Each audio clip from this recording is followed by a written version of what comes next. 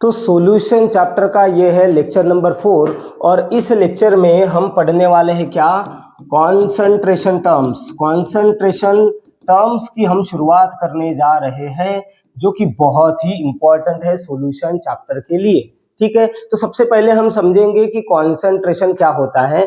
देखो, जो सॉल्यूशन होता है, सॉल्यूशन दो कंपोनेंट से मिलकर बनता है। हमें पता है सॉल्यूशन में एक जो कंपोनेंट रहता है उसको हम सॉल्वेंट बोलते हैं और दूसरा जो कंपोनेंट रहता है उसको हम क्या बोल देते हैं, सोल्यूट बोल देते हैं। ठीक है, कॉन्सेंट्रेशन है क्या, कितना सोल्यूट डिसॉल्व हुआ है कितने सॉल्यूशन के अंदर या सॉल्वेंट के अंदर, उसको बोला जाता है कॉन्सेंट्रेशन। मतलब अगर मैंने मान लो यहाँ पे सॉल्वेंट ले लिया वाटर, और वो वाटर लिया है मैंने कितना 100 ml, 100 ml वाटर ले लिया, और यहाँ पे जो सोल्यूट लिया है लेट अस सपोज वो लिया है सॉल्ट, और सॉल्ट मैंने ले लिया कितना 10 ग्राम। तो हमें तो पता है बेटा सॉल्ट जो होता है वो डिसॉल्व हो जाता है किसके अंदर, वाटर के अंदर। तो कॉन्सेंट्रेशन कैसे निकालेंगे, सुनो कॉन्सेंट्रेशन कैसे निकालेंगे, कितना सोल्यूट डिसॉल्व है कितने सॉल्यूशन के अंदर या सॉल्वेंट के अंदर। बताओ यहाँ पे कितना सोल्यूट डिसॉल्व है 10 ग्राम, कितने सॉल्यूशन या सॉल्वेंट के अंदर 100 ml, तो ये हो जाएगा 10 डिवाइड बाय 100, तो कितना हो गया ये बेटा 0.1। तो बेटा इसका कॉन्सेंट्रेशन, इस सॉल्यूशन का कॉन्सेंट्रेशन कितना निकल के आया 0.1। बहुत सिंपल है, बहुत सिंपल है। क्या, कितना सोल्यूट डिसॉल्व है कितने सॉल्यूशन या सॉल्वेंट के अंदर। घबराना नहीं है, यहाँ पे सॉल्वेंट भी रह सकता है, कितने सॉल्वेंट के अंदर सोल्यूट डिसॉल्व है या कितने सॉल्यूशन के अंदर सोल्यूट डिसॉल्व है, दोनों बात एक ही है, दोनों बात एक ही है। ठीक है, अच्छा एक और एग्जांपल देखो, लेट अस सपोज यही चीज मैं डिफाइन करने जा रहा हूं अगेन। फिर से मैंने ले लिया सॉल्वेंट मैंने ले लिया कितना, सॉल्वेंट मैंने ले लिया 100 ml, सॉल्वेंट फिर से 100 ml ले लिया, लेकिन सोल्यूट मान लो यहाँ पे मैंने ले लिया कितना 10 ml, सोल्यूट ले लिया 10 ml। तो ये सोल्यूट लेट अस सपोज इस सॉल्वेंट में डिसॉल्व हुआ है, तो इसका कॉन्सेंट्रेशन हम निकाल सकते हैं। कॉन्सेंट्रेशन कैसे निकालते बेटा, कितना सोल्यूट डिसॉल्व है सॉल्वेंट के अंदर, कितना सोल्यूट डिसॉल्व है। देखो यहाँ पे कितना सोल्यूट है 10 ml और हमारा सॉल्वेंट कितना है 100 ml, बराबर है। तो इसको सॉल्व करोगे तो कितना आ जाएगा 0.1। तो बेटा इस सॉल्यूशन का कॉन्सेंट्रेशन कितना हो गया 0.1 हो गया। एक और देखो, लेट अस सपोज मैंने ले लिया यहाँ पे अगेन सॉल्यूशन मैंने ले लिया लेट अस सपोज कितना 100 ml, और इसमें सॉल्यूशन 100 ml लिया, या फिर सॉल्वेंट बोल दो कितना ले लिया 100 ml, और इसमें ऐड कर दिया मैंने इस बार क्या सोल्यूट, लेकिन सोल्यूट ऐड कितना किया बेटा 10 मोल की टर्म में सोल्यूट को ऐड किया है। ठीक है, और ये सोल्यूट अगर इस सॉल्वेंट में डिसॉल्व हुआ है तो सॉल्यूशन कैसे कॉन्सेंट्रेशन कैसे निकालते हैं, कितना सोल्यूट डिसॉल्व है सॉल्वेंट के अंदर। तो देखो यहाँ पे कॉन्सेंट्रेशन अगर मुझे निकालना है तो कितना सोल्यूट डिसॉल्व है 10 मोल सोल्यूट डिसॉल्व है कितने सॉल्वेंट के अंदर 100 ml के सॉल्वेंट के अंदर, तो इसका भी आंसर क्या आ जाएगा 0.1। तो इन तीनों सॉल्यूशन का कॉन्सेंट्रेशन क्या है 0.1 ही है, तीनों में निकाला हमने कॉन्सेंट्रेशन ही है, लेकिन तीनों में थोड़ा डिफरेंस भी है, हल्का सा डिफरेंस भी है। डिफरेंस क्या है देखो, यहाँ पे गौर करना, यहाँ पे हमने जो सोल्यूट लिया था वो ग्राम में लिया था और जो सॉल्वेंट लिया था वो ml में लिया था। ध्यान दो, ग्राम में हम किसको मेजर करते हैं, ग्राम में हम मास या फिर वेट को मेजर करते हैं बेटा, ग्राम में मास या फिर वेट को मेजर करते हैं, और ml में किसको मेजर करते हैं बेटा, ml में मेजर करते हैं हम किसको, वॉल्यूम को। तो ये लिया है हमने, यहाँ पे मास लिया है सोल्यूट का ग्राम में और वॉल्यूम लिया है किसमें ml में। तो ये जो कॉन्सेंट्रेशन हो गया ये हो गया मास बाय वॉल्यूम। ध्यान देना, ये कॉन्सेंट्रेशन कैसा हो गया मास बाय वॉल्यूम। यहाँ पे देखो दोनों चीजें ml में ली है, तो ये कॉन्सेंट्रेशन कैसा हो गया वॉल्यूम बाय वॉल्यूम, ये कॉन्सेंट्रेशन कैसा हो गया वॉल्यूम बाय वॉल्यूम। और यहाँ पे हमने सॉल्वेंट जो है वो तो ml में लिया है, लेकिन सोल्यूट हमने किस में लिया है मोल में लिया है। तो ये क्या हो गया बेटा मोल पर ml, इसका यूनिट क्या हो गया मोल पर ml। तीनों कॉन्सेंट्रेशन है लेकिन तीनों की यूनिट क्या है अलग अलग है। अब देखो यूनिट अगर बदलेंगे तो कॉन्सेंट्रेशन की टर्म्स भी बदलती है। मतलब ये जो कॉन्सेंट्रेशन हमने निकाला है ना, इसको जनरली बोला जाता है मास बाय वॉल्यूम। इसको क्या बोला जाता है मास बाय वॉल्यूम। ये जो कॉन्सेंट्रेशन निकाला है इसको बोला जाता है वॉल्यूम बाय वॉल्यूम। और ये जो कॉन्सेंट्रेशन है इसको आप अगर आप ml को लीटर में कन्वर्ट कर देते हो तो इस कॉन्सेंट्रेशन को बोला जाता है क्या मोलैरिटी। तो देखो अगर आपके सोल्यूट और सॉल्वेंट के यूनिट बदलते जाएंगे तो कॉन्सेंट्रेशन टर्म्स के नाम भी बदलते जाएंगे। है तीनों कॉन्सेंट्रेशन, लेकिन इनको प्रोनाउंस अलग अलग तरीके से किया जाएगा। ये हो गया मास बाय वॉल्यूम, ये हो गया वॉल्यूम बाय वॉल्यूम। इसको बोल देंगे क्या मोलैरिटी। तो यूनिट बदले तो कॉन्सेंट्रेशन के टर्म्स के नाम भी बदलेंगे। ठीक है, तो हमें अभी चेक करना है कि हमारे पास ऐसे कितने कॉन्सेंट्रेशन के टर्म्स अवेलेबल है। अगर आपको इसका स्क्रीनशॉट लेना है तो ले लीजिए, या लिखना होगा तो जल्दी लिख लीजिए क्योंकि ये मिटने वाला है। ठीक, अब हम समझेंगे कि कितने कॉन्सेंट्रेशन टर्म्स हमारे पास अवेलेबल है। तो चलो समझते हैं। देखो, कॉन्सेंट्रेशन की जो टर्म्स है हमें सिलेबस में, वो दो टाइप की टर्म्स हमें सिलेबस में बेसिकली, एक है टेम्परेचर डिपेंडेंट टर्म्स और एक है टेम्परेचर इंडिपेंडेंट टर्म। ठीक है, टेम्परेचर डिपेंडेंट और इंडिपेंडेंट। देखो, टेम्परेचर पे डिपेंड रहने वाली जो क्वांटिटी होती है वो वॉल्यूम होती है। मतलब ये है कि अगर आप टेम्परेचर बढ़ा देते हो तो बेटा उसका वॉल्यूम भी बढ़ता है। अगर आप टेम्परेचर को घटा देते हो तो वॉल्यूम क्या होता है, जनरली घटता है। इसका मतलब वॉल्यूम डायरेक्टली प्रोपोर्शनल होता है किसके, टेम्परेचर के। तो टेम्परेचर डिपेंडेंट टर्म में हम वॉल्यूम का इस्तेमाल करते हैं। किसका, वॉल्यूम का इस्तेमाल करेंगे। और टेम्परेचर इंडिपेंडेंट टर्म में हम मास का इस्तेमाल करते हैं। किसका इस्तेमाल करते हैं, मास, क्योंकि मास टेम्परेचर इंडिपेंडेंट होता है। जैसे कि एक ऑब्जेक्ट है, ठीक है, इसका कुछ ना कुछ 10 ग्राम 20 ग्राम मास होगा।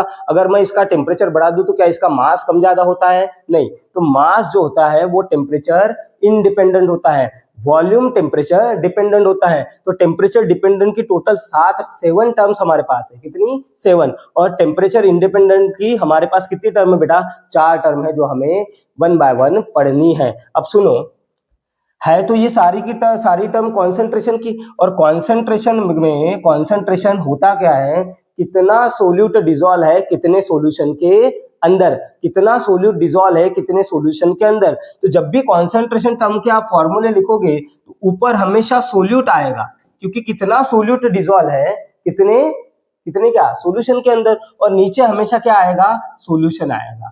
जब भी कॉन्सेंट्रेशन के फॉर्मूले बनेंगे, चाहे वो टेम्परेचर डिपेंडेंट हो चाहे वो टेम्परेचर इंडिपेंडेंट हो, कॉन्सेंट्रेशन के फॉर्मूले में ऊपर हमेशा सोल्यूट आएगा और नीचे हमेशा क्या आएगा, सॉल्यूशन आएगा। ठीक है, एक आधी केस ऐसा है जिसमें नीचे सॉल्यूशन की जगह पे क्या आ जाता है, सॉल्वेंट आ जाता है, वो तो मैं आपको बताऊंगा। लेकिन जनरली मैक्सिमम केस में कॉन्सेंट्रेशन के फॉर्मूले में ऊपर सोल्यूट लिखना है और नीचे सॉल्यूशन लिखना है। अब अगर आप टेम्परेचर डिपेंडेंट टर्म पढ़ रहे हो तो नीचे सॉल्यूशन का क्या रहेगा, हमेशा वॉल्यूम रहेगा, क्योंकि टेम्परेचर डिपेंडेंट टर्म कौन सी होती है, वॉल्यूम। तो सॉल्यूशन का हमेशा नीचे क्या लेना है, आपको वॉल्यूम लेना है। अगर आप टेम्परेचर इंडिपेंडेंट टर्म पढ़ोगे तो नीचे जो सॉल्यूशन है उसका हमेशा क्या लेना पड़ेगा आपको, नीचे क्या लेना पड़ेगा, मास लेना पड़ेगा। इस तरीके से फॉर्मूले बनने वाले हैं। कॉन्सेंट्रेशन के फॉर्मूले जब भी बनेंगे ऊपर सोल्यूट वाली टर्म रहेगी, नीचे सॉल्यूशन वाली टर्म रहेगी। ठीक है, अगर टेम्परेचर डिपेंडेंट है तो सॉल्यूशन हमेशा वॉल्यूम में लेना, और टेम्परेचर इंडिपेंडेंट है तो सॉल्यूशन हमेशा किसमें लेना, मास में या वेट में लेना है। ठीक, तो चलो अब 1 बाय 1 इन कॉन्सेंट्रेशन टर्म्स को समझने की कोशिश करते हैं। सबसे पहले हम समझेंगे कौन सी टर्म बेटा, temperature dependent term. Temperature dependent term से कर देते हैं इसकी शुरुआत। ठीक, चलो तो आगे बढ़ते हैं हम। तो सबसे पहली टेम्परेचर डिपेंडेंट टर्म देखो कौन सी है, वॉल्यूम बाय वॉल्यूम परसेंट। क्या, वॉल्यूम बाय वॉल्यूम परसेंट। इसको सिंपली आप ऐसे भी लिख सकते हो, परसेंटेज वॉल्यूम बाय वॉल्यूम। ठीक है, अब पहले तो इसका फॉर्मूला बनाना पड़ेगा। मैंने आपको पहले ही कह दिया है कि इसमें दो चीजें रहेगी, एक न्यूमरेटर में रहेगी ये चीज और एक डिनोमिनेटर में रहेगी। न्यूमरेटर वाली चीज हमेशा क्या रहेगी, सोल्यूट की, और डिनोमिनेटर वाली चीज हमेशा सॉल्यूशन की। तो बेटा ऊपर v लिखा है, v का मतलब क्या है, वॉल्यूम। तो ये वॉल्यूम किसका हो जाएगा, सोल्यूट का। तो ऊपर क्या रहेगा, वॉल्यूम ऑफ सोल्यूट, और नीचे क्या रहेगा, ये v, नीचे का v किसके लिए रहेगा, सॉल्यूशन के लिए। तो नीचे रहेगा वॉल्यूम ऑफ सॉल्यूशन। देखो कितना सिंपल है, ऊपर की टर्म सोल्यूट के लिए, नीचे की टर्म सॉल्यूशन के लिए। लेकिन ध्यान देना इनके यूनिट फिक्स है। आप वॉल्यूम ऑफ सोल्यूट जब लोगे तो वो आपको ml में ही लेना है, और वॉल्यूम ऑफ सॉल्यूशन भी लोगे तो वो भी आपको वो किस में लेना है, ml में ही लेना है। दोनों की यूनिट ml में ही रहने चाहिए। और अगर आपको परसेंटेज निकालना है तो आपको क्या करना पड़ेगा, मल्टीप्लाई बाय 100 करना पड़ेगा। हो गया, बन गया formula. Percentage volume by volume ना, ऊपर वॉल्यूम ऑफ सोल्यूट, नीचे वॉल्यूम ऑफ सॉल्यूशन, दोनों ml में, परसेंटेज निकालना है तो मल्टीप्लाई बाय 100। ठीक है, अब इसका इस्तेमाल कैसे करते हैं वो भी मैं सिखा देता हूं आपको। देखो इस क्वेश्चन से हम इसका इस्तेमाल सीखेंगे। ठीक है, तो सुनो यहाँ पे क्या बोला गया है, 12.8 centimetre cube of benzene is dissolve in 16.8 centimetre cube of xylene। मतलब देखो यहाँ पे जाइलिन लिया हुआ है, क्या लिया हुआ है, जाइलिन, और इसका वॉल्यूम कितना है 16.8 सेंटीमीटर क्यूब। एक चीज याद रखो तो सेंटीमीटर क्यूब, 1 सेंटीमीटर क्यूब का मतलब ही होता है बेटा 1 ml, सेंटीमीटर क्यूब का मतलब ही ml होता है, ये चीज आपको याद रखनी है। यहाँ पे वॉल्यूम 16.8 सेंटीमीटर क्यूब दिया है, इसको मैं क्या बोल सकता हूँ 16.8 ml भी बोल सकता हूँ, ठीक। और इसमें क्या डिसॉल्व किया है बोलते हैं, इसमें डिसॉल्व किया है बेंजीन, और इस बेंजीन का भी वॉल्यूम हमें गिवन है कितना 12.8 सेंटीमीटर क्यूब, मतलब क्या हो जाएगा 12.8 ml हो गया। इतना समझ में आया, ठीक है। तो ये बन गया सॉल्यूशन। देखो ये ज्यादा क्वांटिटी में है, यहाँ पे इसका प्रोपोर्शन ज्यादा है, तो ये हमारे लिए क्या बन गया सॉल्वेंट, और ये कम प्रोपोर्शन में है, तो ये हमारे लिए क्या बन गया सोल्यूट। और हमें पता है सोल्यूट और सॉल्वेंट मिलके क्या बनता है बेटा सॉल्यूशन। सोल्यूट का वॉल्यूम इतना है 12.8 और सॉल्वेंट का वॉल्यूम कितना है 16.8। अगर मैं सोल्यूट और सॉल्वेंट के वॉल्यूम को जोड़ दूं, ऐड कर दूं, तो मुझे क्या मिलेगा वॉल्यूम ऑफ सॉल्यूशन मिलेगा। और वॉल्यूम ऑफ सॉल्यूशन मुझे लगेगा क्यों, क्योंकि देखो फॉर्मूले में नीचे क्या है वॉल्यूम ऑफ सॉल्यूशन। तो मैं सबसे पहले वॉल्यूम ऑफ सॉल्यूशन निकाल लेता हूं। वॉल्यूम ऑफ सॉल्यूशन कैसे निकलेगा बेटा, वॉल्यूम ऑफ सोल्यूट प्लस क्या करना पड़ेगा आपको वॉल्यूम ऑफ सॉल्वेंट कर दो। तो वॉल्यूम ऑफ सोल्यूट हमारे पास कितना है, ये देखो 12.8 ml, वॉल्यूम ऑफ सॉल्वेंट कितना है 16.8 ml, तो दोनों को ऐड कर दो, ऐसे कर दो 16.8 प्लस 12.8 ऐसे ऐड कर दो, तो ये कितना आ जाएगा, ये आ जाएगा आपका 19.6 ml। तो वॉल्यूम कितना निकल के आया बेटा, नहीं कुछ तो गड़बड़ हुई है, हाँ 29.6 ml, कितना आया 29.6 ml, ये निकल के आया क्या वॉल्यूम ऑफ सॉल्यूशन। अब देखते हैं क्या निकालना है, हमें निकालना है परसेंटेज बाय वॉल्यूम। क्या निकालना है बेटा, परसेंटेज बाय वॉल्यूम, मतलब वॉल्यूम परसेंट निकालना है आपको। क्या निकालना है वॉल्यूम परसेंट, आप इसको परसेंटेज वॉल्यूम बाय वॉल्यूम भी बोल सकते हो, ठीक है। तो परसेंटेज वॉल्यूम बाय वॉल्यूम कैसे निकलेगा, ऊपर रहता है volume of solute in ml, तो यहाँ पे क्या लेना पड़ेगा वॉल्यूम ऑफ सोल्यूट लेना है किसमें ml में, और उसके बाद नीचे क्या रहता है volume of solution in ml, volume of solution in ml, और मल्टीप्लाई बाय क्या करना है आपको 100, क्योंकि परसेंटेज निकाल रहे हैं। अब सारी चीजें हमारे पास अवेलेबल है, देखो सोल्यूट कौन है हमारा बेंजीन, और उसका वॉल्यूम कितना है 12.8, तो यहाँ पे वैल्यू डाल दो कितनी 12.8 डाल दिया ml में, और वॉल्यूम ऑफ सॉल्यूशन कितना है, वॉल्यूम ऑफ सॉल्यूशन यहाँ पे निकाला है हमने कितना 29.8 ml बराबर है, और मल्टीप्लाई बाय क्या हो जाएगा 100। देखो तो समझा क्या, वॉल्यूम ऑफ सोल्यूट डाल दिया, ये सोल्यूट था, और वॉल्यूम ऑफ सॉल्यूशन डाल दिया, दोनों की वैल्यू डाल दी, मल्टीप्लाई बाय क्या कर दिया 100। तो यहाँ पे इसको सॉल्व करना पड़ेगा आपको, ml से ml कट जाएगा, और ये लाइक डेसिमल है तो इनका पॉइंट भी हट जाएगा, तो ये आ जाएगा 128 मल्टीप्लाई बाय 100 डिवाइड बाय 298। इसको अगर थोड़ा सा सॉल्व करोगे आप तो ये कितना निकल के आएगा 12800 डिवाइड बाय कितना आएगा बेटा 298। तो यहाँ पे अगर आपने इसको डिवाइड कर लिया तो आपका आंसर निकल के आएगा कितना 43.24, ये आपका आंसर आने वाला है 43.24, क्योंकि हम परसेंट निकाल रहे हैं, परसेंट वॉल्यूम बाय वॉल्यूम, तो इसका यूनिट क्या रहेगा बेटा परसेंट, इसका यूनिट क्या रहेगा परसेंट। देखो तो ये समझा क्या, ठीक है। अब इंपॉर्टेंट चीज सुनो, यहां पे ना हम वॉल्यूम ऑफ सॉल्यूशन निकाल पाए, कितना आया था 29.6।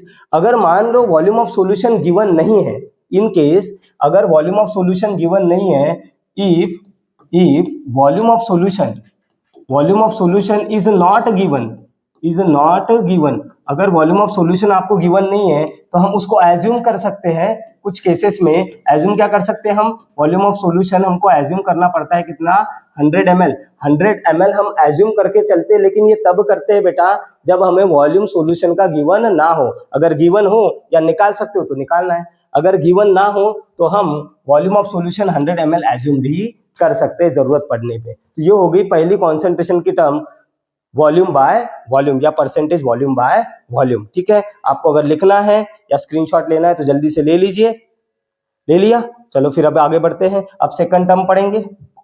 देखो सेकंड टर्म कौन सी हमारे पास, परसेंटेज मास बाय वॉल्यूम। देखो नाम से ही फॉर्मूला बनता है परसेंटेज मास बाय वॉल्यूम, मतलब क्या हो जाएगा देखो परसेंटेज मास बाय वॉल्यूम। ये टर्म कैसे बनाओगे बेटा, ऊपर का जो टर्म रहता है वो किसके लिए सोल्यूट के लिए, और नीचे का टर्म किसके लिए सॉल्यूशन के लिए। तो ऊपर क्या रहेगा बेटा, ऊपर रहेगा क्या मास ऑफ सोल्यूट, ऊपर रहेगा मास ऑफ सोल्यूट, और नीचे क्या रहेगा, नीचे रहेगा वॉल्यूम ऑफ सॉल्यूशन, नीचे रहेगा वॉल्यूम ऑफ क्या सॉल्यूशन। देखो ऊपर की टर्म सोल्यूट के लिए, नीचे की टर्म सॉल्यूशन के लिए, हो गया। लेकिन कंपलसरी आपको यहाँ पे मास ऑफ सोल्यूट लेना है ग्राम में और मास ऑफ सॉल्यूशन लेना है किसमें, ml में। देखो इसकी यूनिट एज इट इज रखने हैं, आपको यूनिट नहीं बदलने। सोल्यूट का मास ग्राम में होना चाहिए, सॉल्यूशन का जो वॉल्यूम है वो ml में होना चाहिए, और क्योंकि आपको परसेंटेज निकालना है तो क्या कर दो, मल्टीप्लाई बाय 100 कर दो। ठीक है, यहाँ पे भी अगर वॉल्यूम गिवन नहीं है तो आप सॉल्यूशन का वॉल्यूम क्या एज्यूम कर सकते हो, अगर एज्यूम करने की नौबत आती है आपको तो आप सॉल्यूशन का वॉल्यूम 100 ml एज्यूम कर सकते हो, अगर गिवन नहीं है तो। ठीक है, गिवन नहीं है तो चलो इसका इस्तेमाल सीखते हैं इस न्यूमेरिकल से। यहाँ पे देखो क्या बोला है, 34.2 gram of glucose is dissolve in 400 ml of water. मतलब देखो यहाँ पे सॉल्यूशन बनाया है, सॉल्यूशन बनाते वक्त यहाँ पे लिया है वाटर, और वाटर कितना लिया है बेटा, 400 ml।